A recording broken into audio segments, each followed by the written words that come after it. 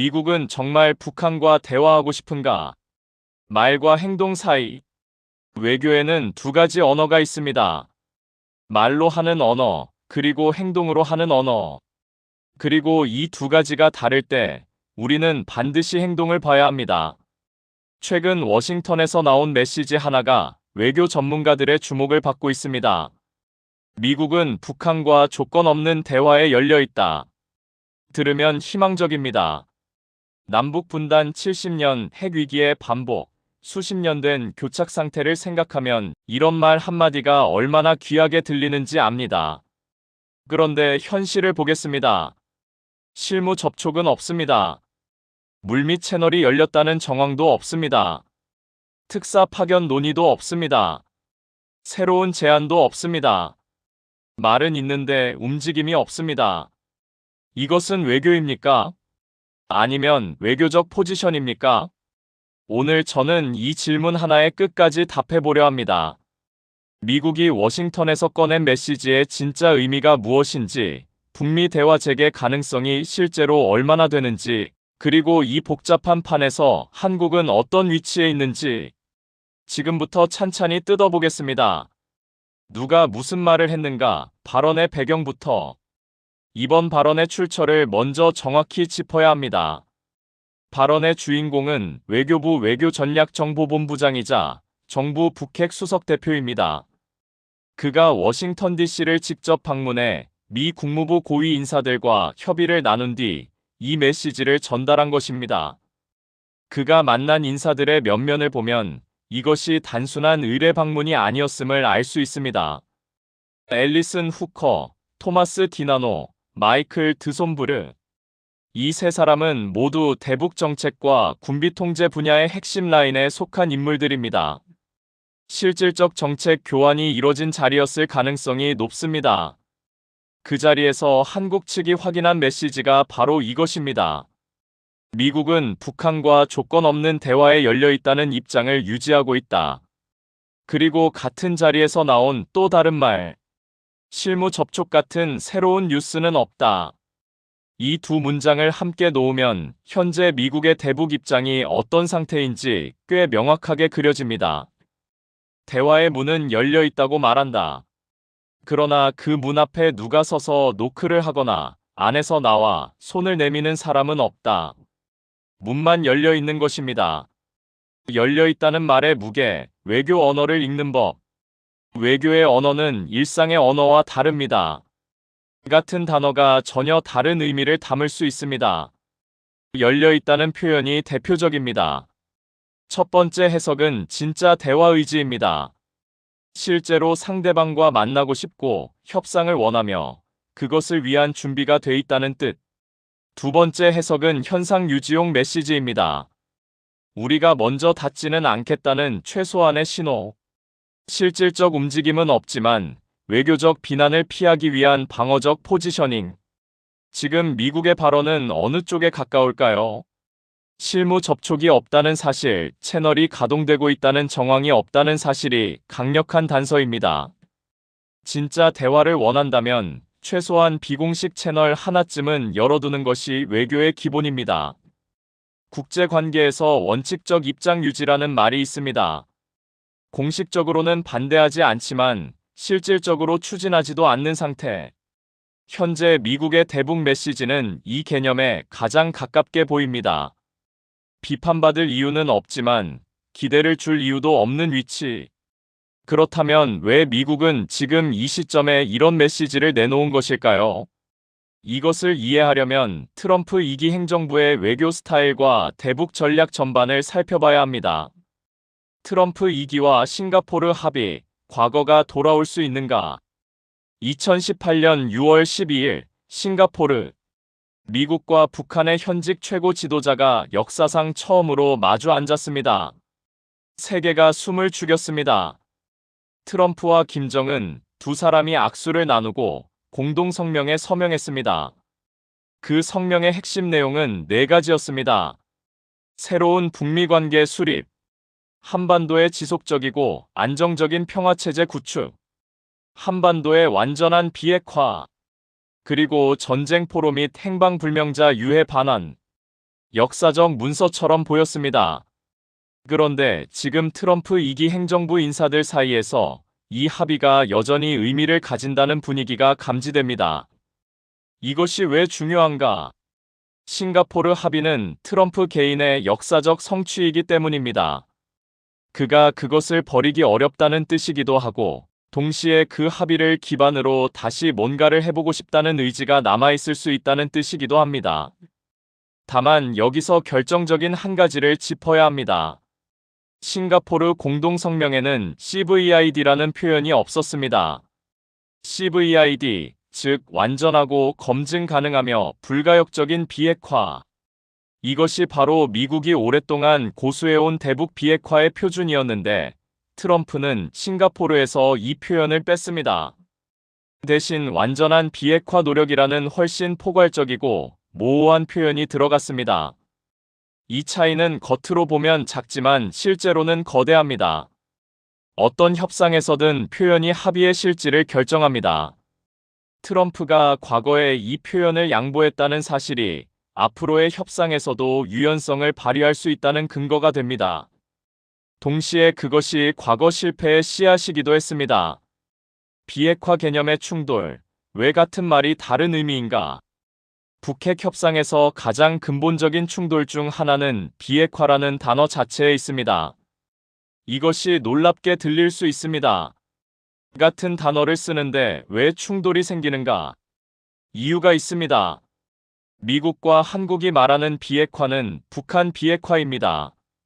북한이 보유한 핵무기와 핵 관련 시설, 기술, 물질을 폐기하는 것. 대상은 북한 한정입니다. 북한이 말하는 비핵화는 한반도 비핵화입니다. 언뜻 비슷해 보이지만 전혀 다릅니다. 북한의 정의에 따르면 한반도 비핵화는 한반도에 영향을 미칠 수 있는 모든 핵 전력의 제거를 의미합니다. 여기에는 미국의 전략 자산, 즉 핵 탑재 가능 전략 폭격기, 핵 추진 항공모함, 전략 잠수함이 포함됩니다. 더 나아가 북한은 미국이 한반도 주변에 이런 전략, 자산을 전개할 수 없어야 진짜 비핵화가 달성된 것이라고 봅니다. 이것은 사실상 한미동맹의 핵 억지력 자체를 해체하라는 요구와 맞닿아 있습니다. 한국 정부는 우리는 같은 개념으로 이해하고 있다고 말합니다. 그러나 협상장에서 이 표현 차이가 현실 문제로 등장하는 순간 같은 개념이라는 설명은 성립하지 않습니다. 2019년 하노이 회담이 결렬된 이유 중 하나도 결국 이 간극이었습니다. 북한이 원하는 것과 미국이 줄 수 있는 것이 달랐습니다. 북한을 핵보유국으로 인정하는 날이 올 것인가?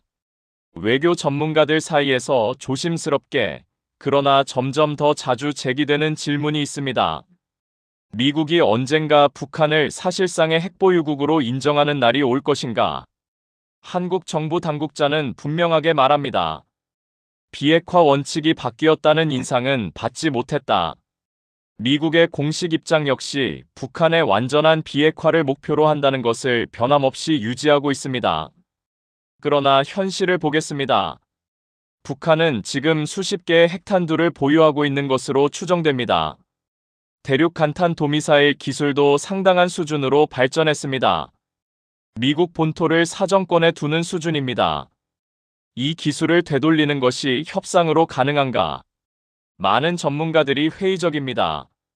공식 인정은 절대 없을 것입니다. 이것을 인정하는 순간 국제 핵비 확산 체제 전체가 흔들립니다. 이란이 보고 있고 사우디가 보고 있고 일본이 보고 있습니다. 파장이 너무 큽니다. 그러나 비공식적으로 실질적으로 북한의 핵 능력을 관리의 대상으로 접근하는 전략적 조정이 일어날 가능성은 전문가들 사이에서 꾸준히 제기됩니다. 완전한 비핵화라는 목표를 말하면서도 실제로는 핵 동결이나 핵 감축을 현실적 목표로 삼는 방식입니다. 이것이 실현된다면 한국 안보의 근본 방정식이 달라집니다. 북한의 핵을 없애는 게 아니라 핵을 가진 북한과 어떻게 공존하느냐의 문제로 전환되는 것이기 때문입니다. 이 가능성을 우리는 직시할 필요가 있습니다. 판문점의 기억, 그 장면은 다시 올 수 있는가? 2019년 6월 30일 판문점 군사분계선 위에 서 있는 두 사람의 사진을 기억하십니까? 트럼프와 김정은. 미국 현직 대통령이 군사분계선을 넘어 북한 땅을 밟았습니다. 역사가 이뤄지는 것처럼 보였습니다. 그 만남은 깜짝 성사된 것이었습니다.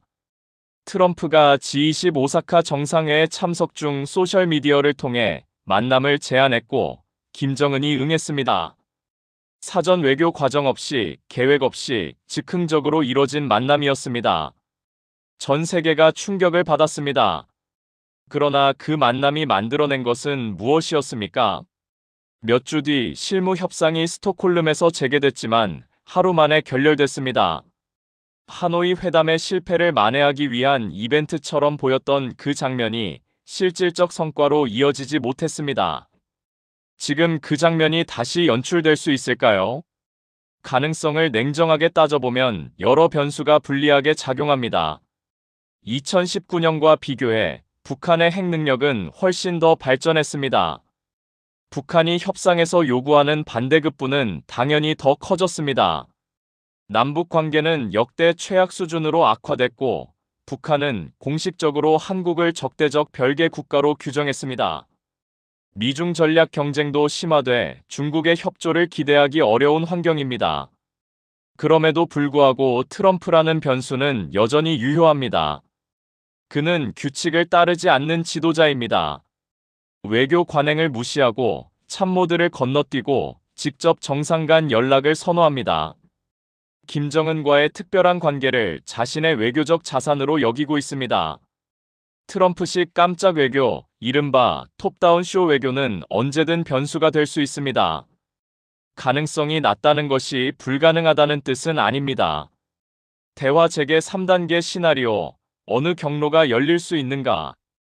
북미 대화가 재개된다면 어떤 경로를 통할까요?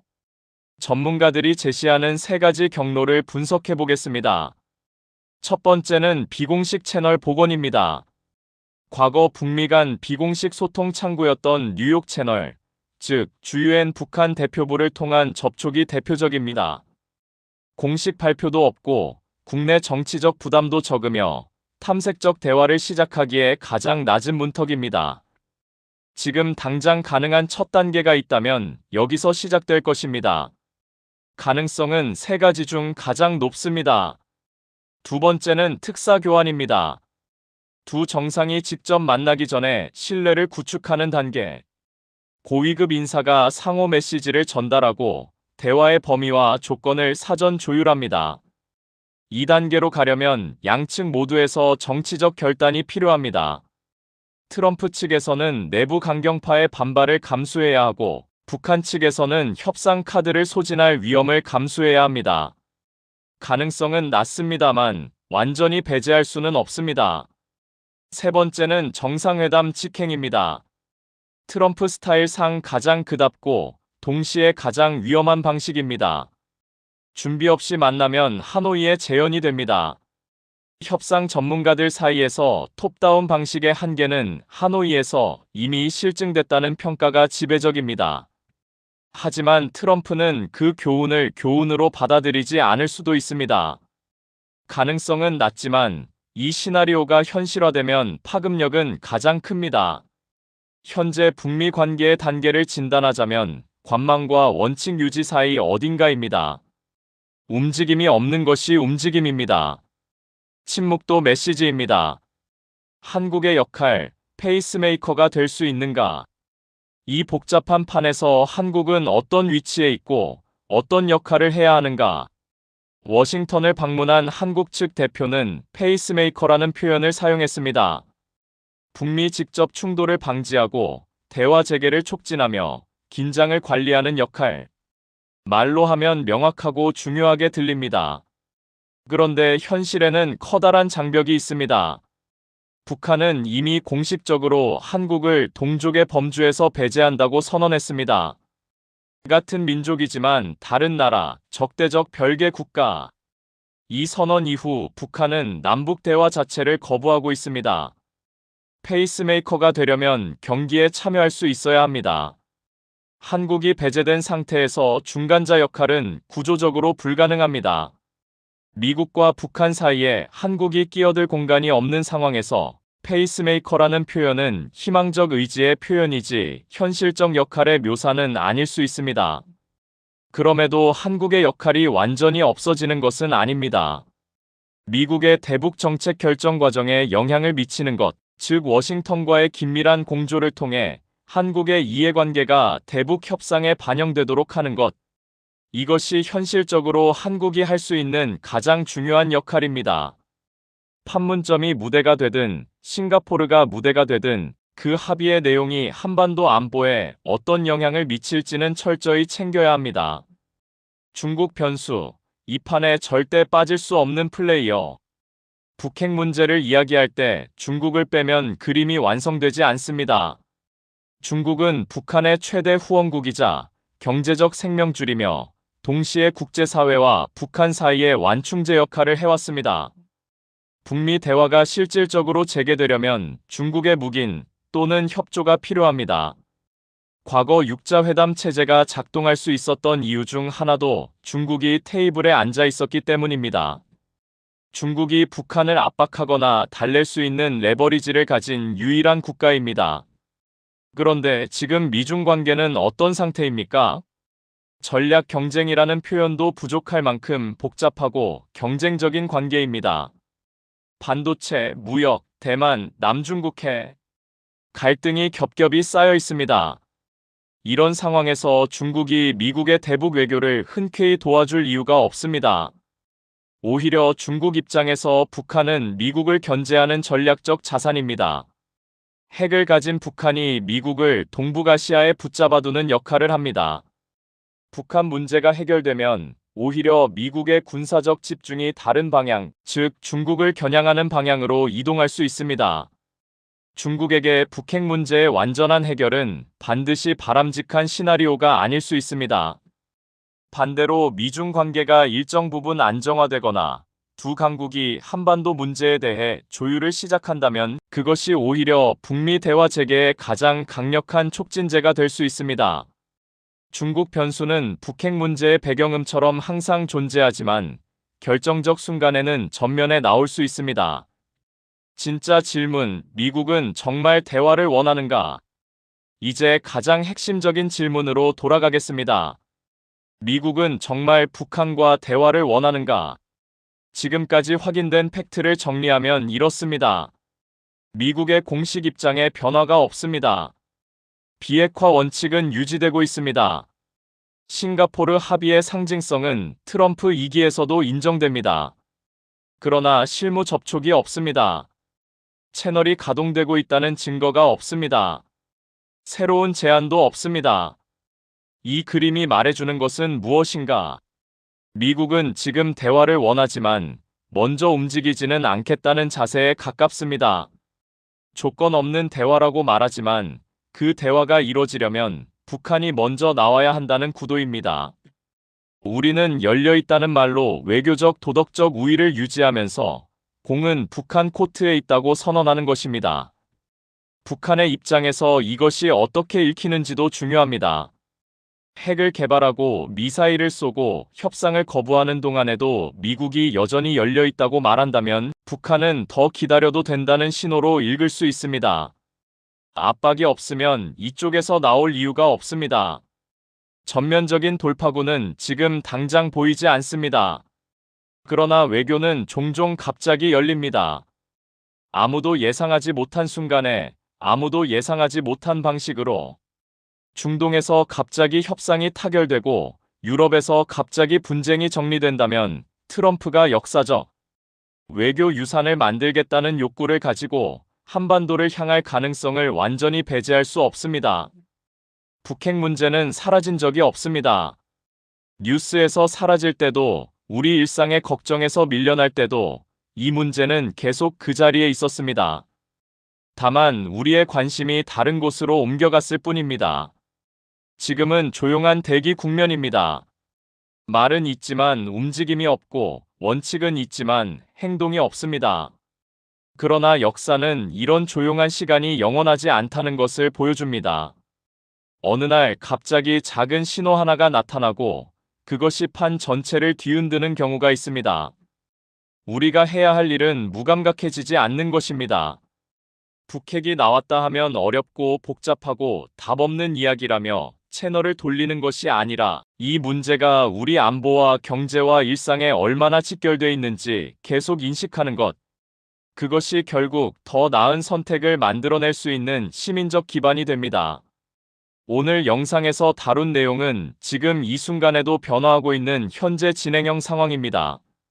상황이 바뀌는 즉시 이 채널을 통해 업데이트해드리겠습니다. 북미 대화, 여러분은 가능성을 몇 %로 보십니까? 댓글로 의견을 나눠주세요. 다양한 시각이 모이면 저도 더 깊이 생각하게 됩니다. 오늘도 끝까지 함께 해주셔서 감사합니다. 구독과 알림 설정 부탁드립니다.